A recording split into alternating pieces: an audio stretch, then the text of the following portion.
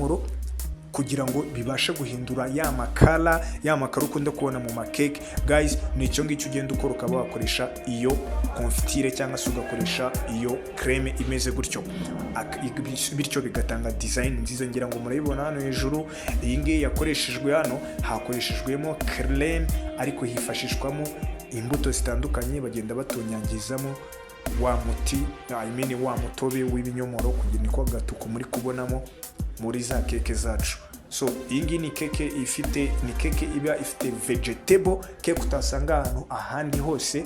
Ni ibintu nyine ubwawe ushobora kwitegurira, ariko guys nkwibutsa yuko turi kureba bya bintu bishobora gutuma tugira ubuzima bwiza, tukagira ubuzima bw'umwimerere, butari ubuzima bwo kurya ibintu byo mu nganda, bya bintu biba bimaze igihe mu masupermarishe.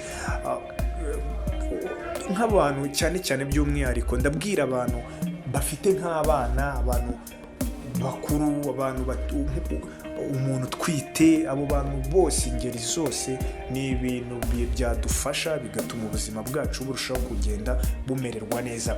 Guys, ibi ngibi iki ushobora kwibwira ngo ni igikombe, iriya ni watermelon yakoreshejwe, basukamo baterekamo turiya tubuto twa gapelu. Yes, ni utubuto natwo ushobora gufata ukatudizayininga kuriya, kandi abantu bakagenda baturya bitandukanye bitewe n'umuntu kantite ashaka, ariko ibyo byose bikagenda bitanga ubwiza, bitanga n'ikinyuranyo cyinshi cyane mu maso y'ababireba, mu maso y'abashyitsi, cyangwa se mu maso y'abantu bagenewe gufungura izo mbuto.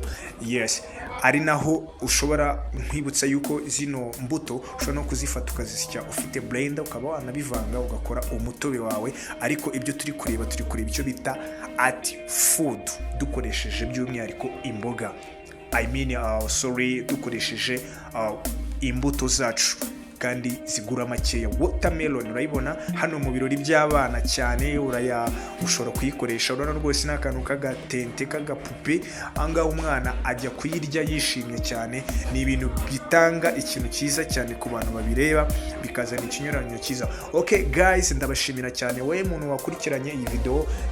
Nizeye ko ugiye guhindura iwawe, mu buzima bwawe, mu kazi kawe, ugiye guhindura art mu byo kurya, ukazana art mu biribwa byawe, bityo bikaza gutuma ugira ubuzima